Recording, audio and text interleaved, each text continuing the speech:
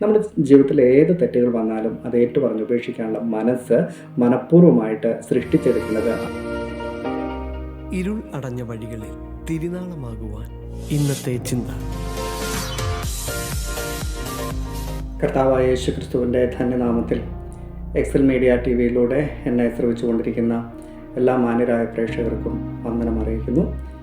ഇന്ന് അല്പസമയത്തെ ധ്യാനത്തിനായി നമുക്ക് ആമോസിൻ്റെ പ്രവചനം പരിശോധിക്കാം. ആമോസിൻ്റെ പ്രവചനം 1-ാം അധ്യായത്തിൽ നിന്ന് ചില ചിന്തകൾ നിങ്ങളുമായിട്ട് പങ്കുവയ്ക്കുവാൻ ഞാൻ കർത്താവിൽ ശരണപ്പെടുന്നു. നമുക്കറിയാം, ആമോസ് ചെറിയ പ്രവാചകന്മാരിൽ ഏറ്റവും പ്രധാനപ്പെട്ട ഒരു പ്രവാചകനാണ്. ആ പ്രവാചകനിലൂടെ ദൈവം ഇസ്രായേലിനും അതുപോലെ ചുറ്റുപാടുമുള്ള രാജ്യങ്ങൾക്കും ദൈവത്തിൻ്റെ ന്യായവിധിയുടെ ദൂത് അറിയിക്കുന്നതായിട്ട് നമുക്ക് കാണുവാനായിട്ട് കഴിയും. ഇന്നത്തെ എൻ്റെ സന്ദേശത്തിൻ്റെ തലക്കെട്ടും അത് തന്നെയാണ്, നീതിയുള്ള ന്യായാധിപതിയായ ദൈവം. നമ്മുടെ ദൈവം അവിടുന്ന് നീതിയുള്ള ന്യായാധിപതിയാണ്. ആമോസിൻ്റെ പ്രവചനം 1-ാം അധ്യായം നാം പരിശോധിച്ച് നോക്കുമ്പോൾ നമുക്ക് അവിടെ വ്യത്യസ്ത രാജ്യങ്ങളെ കാണുവാനായിട്ട് കഴിയും. ഓരോ രാജ്യങ്ങളോടും ഓരോ രാജ്യങ്ങൾക്കും എതിരായിട്ടുള്ള ദൈവത്തിൻ്റെ ന്യായവിധിയും അതുപോലെ അവരുടെ ഓരോ പാപങ്ങളും ഓർമ്മിപ്പിക്കുന്ന ദൈവത്തെ നമുക്ക് കാണുവാനായിട്ട് കഴിയും. ഞാൻ അല്പസമയം നിങ്ങളുടെ മുമ്പിൽ ചില കാര്യങ്ങൾ വെച്ച് എൻ്റെ വാക്കുകളെ അവസാനിപ്പിക്കാൻ ഞാൻ ആഗ്രഹിക്കുന്നു. നാം അറിഞ്ഞിരിക്കേണ്ട ഏറ്റവും പ്രധാനപ്പെട്ട ചില കാര്യങ്ങൾ ഈ വേദഭാഗം നാം വായിക്കുമ്പോൾ നമുക്ക് മനസ്സിലാക്കുവാൻ കഴിയുന്നത്, ദൈവിക ന്യായവിധി എന്ന് പറയുന്നത് അത് സാർവത്രികമാണ്. ദൈവം ഒരിക്കലും ആരോടും മുഖപക്ഷം കാണിക്കുന്ന ദൈവമല്ല. ദൈവം എങ്ങനെയാണ് പാപങ്ങളെ അല്ലെങ്കിൽ ദൈവത്തിന് ഹിതമല്ലാത്ത കാര്യങ്ങൾ ചെയ്യുന്നവരെ ഡീൽ ചെയ്യുന്നത് എന്ന് വ്യക്തമായിട്ട് ഈ വേദഭാഗം വായിക്കുമ്പോൾ നമുക്ക് കാണുവാനായിട്ട് കഴിയും. ദൈവം ഓരോരുത്തരെയും അവനവൻ്റെ പ്രവൃത്തിക്കനുസരിച്ചാണ് ന്യായം വിധിക്കുന്നത്.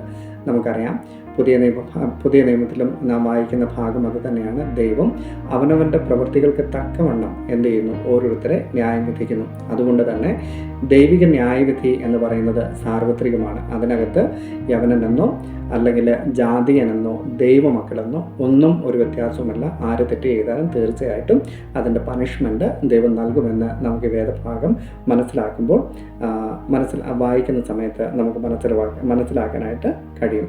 ഇനിയും മനസ്സിലാക്കേണ്ട വളരെ പ്രധാനപ്പെട്ട ഒരു വസ്തുത, ഏതൊരു പാപത്തിനും അതിൻ്റേതായ പരിണിത ഫലം ഉണ്ട്. Every sin has its own consequence. അത് ഈ വേദഭാഗം വായിക്കുമ്പോൾ നമുക്ക് മനസ്സിലാക്കാനായിട്ട് കഴിയും. കാരണം ദൈവം ഓരോ പാപങ്ങളെയും സ്പെസിഫൈ ചെയ്ത് പറഞ്ഞുകൊണ്ടാണ് ഓരോ രാജ്യങ്ങളെ ന്യായം വിധിക്കുന്നത്. നമുക്ക് ഒന്ന് പരിശോധിച്ച് നോക്കാം. എല്ലാം വായിക്കാൻ ആഗ്രഹിക്കുന്നില്ലെങ്കിലും 2-3 രാജ്യങ്ങളെക്കുറിച്ച് പ്രത്യേകമായിട്ടൊന്ന് പറയാൻ ആഗ്രഹിക്കുന്നു. അതിൽ ദമ്മേശക്കിനെ കുറിച്ച് ദൈവം പ്രവാചകങ്ങളോട് പറയുമ്പോൾ അവിടെ നാം എങ്ങനെയാണ് വായിക്കുന്നത്? ഗിലെയാദിനെ ഇരുമ്പ് മെതികൊണ്ട് മെതിച്ചത് കൊണ്ട് എന്ത് ചെയ്യുന്നു? ന്യായം വിധിക്കുന്നു എന്നാണ്. ഗിലെയാദിനെ ഇരുമ്പ് മെതിവണ്ടി കൊണ്ട് മെതിച്ചത് കൊണ്ട് ന്യായം വിധിക്കുന്നു എന്ന് പറയുന്നു. ഇനിയും തീർന്നില്ല. ഗസ്സയെക്കുറിച്ച് നാം എങ്ങനെയാണ് വായിക്കുന്നത്? ഏദോമിന് ഏൽപ്പിക്കേണ്ടതിന് ബദ്ധന്മാരെ ആസകലം എന്ത് ചെയ്തു? കൊണ്ടുപോയെന്ന് നമുക്ക് വായിക്കാനായിട്ട് കഴിയുന്നു. ഗസ്സയെ ഏദോമിനെ ഏൽപ്പിക്കേണ്ടതിന് ബദ്ധന്മാരായവരെ ആസകലം കൊണ്ടുപോയി. ആര്? ഗസ്സ. ഇനിയും സോറിനെ കുറിച്ച് പറയുന്നത്, സഹോദര സഖ്യത ഓർക്കാതെ ബദ്ധന്മാരെ ആസകലം ഏദോമിനെ ഏൽപ്പിച്ചു കളഞ്ഞു എന്നാണ്. ഒന്നുകൂടെ പറയുന്നു, സഹോദര സഖ്യത ഓർക്കാതെ ബദ്ധന്മാരെ ആസകലം ഏദോമിനെ ഏൽപ്പിച്ചു കളഞ്ഞു. ഇനിയും ഏദോമിനെ കുറിച്ച് പറയുന്ന കാര്യമാണ് എന്നെ ഏറ്റവും കൂടുതൽ ചിന്തിപ്പിച്ചത്. എന്തെന്നറിയാമോ? സഹോദരനെ വാളോടുകൂടെ പിന്തുടർന്ന് തൻ്റെ കോപം സദാകാലം സൂക്ഷിച്ചു വയ്ക്കുന്നു. സദാകാലം കടിച്ചു കയറുവാൻ തക്കവണ്ണം അവൻ്റെ സഹതാപം അവൻ വിട്ടുകളഞ്ഞു. മാത്രമല്ല, ദേഷ്യം സദാകാലം വെച്ചുകൊണ്ടിരുന്നു. ഏദോമിൻ്റെ പ്രത്യേകത നോക്കി, അത് വളരെ ഗൗരവമുള്ളൊരു പാപമാണ്. എല്ലാം ഗൗരവമുള്ള പാപം തന്നെയാണ്. പക്ഷേ ഇവിടെ സഹോദരനെ കടിച്ചു കയറാൻ അല്ലെങ്കിൽ സദാകാലം കോപം വെച്ചുകൊണ്ടിരിക്കുന്ന ഏദോമിനെ നമ്മൾ കാണുകയാണ്. എങ്ങനെയെങ്കിലും നശിപ്പിക്കാൻ പുറകാലെ നടക്കുന്ന ഏദോം.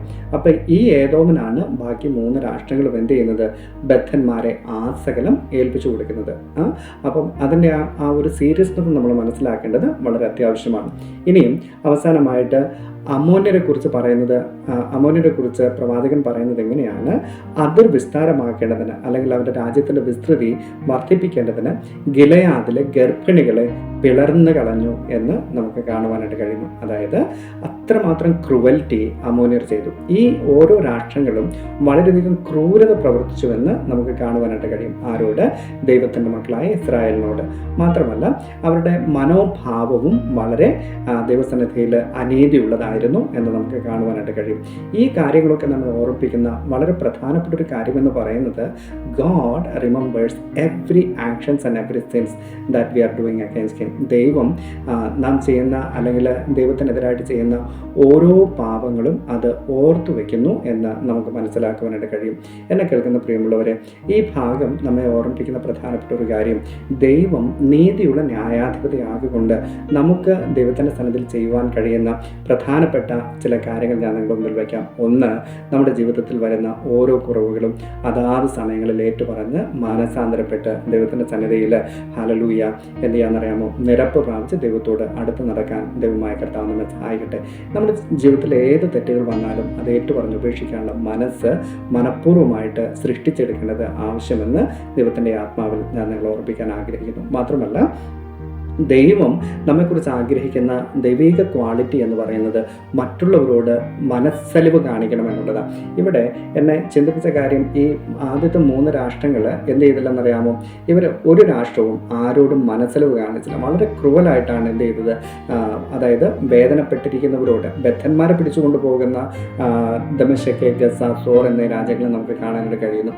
ബദ്ധന്മാർ അവർ ഒന്നാമത് വേദനപ്പെട്ടിരിക്കുക, അതിൻ്റെ ഇടയിൽ അവരെ പിടിച്ചുകൊണ്ട് ഒരു മനസാക്ഷിയും കൂടാതെ ഏതോമിനെ ഏൽപ്പിച്ചു കൊടുക്കുന്ന ആ രാഷ്ട്രങ്ങളെ നമ്മൾ കാണുന്നു. അതായത് അവിടെ ദൈവം അവരിൽ നിന്ന് പ്രതീക്ഷിച്ചത് അവരോട് കമ്പാഷൻ കാണിക്കുക, അല്ലെങ്കിൽ മനസ്സലിവ് കാണിക്കുക എന്നുള്ളൊരു ക്വാളിറ്റി ആയിരുന്നു. അതവർ ചെയ്യാൻ മടി കാണിച്ചു.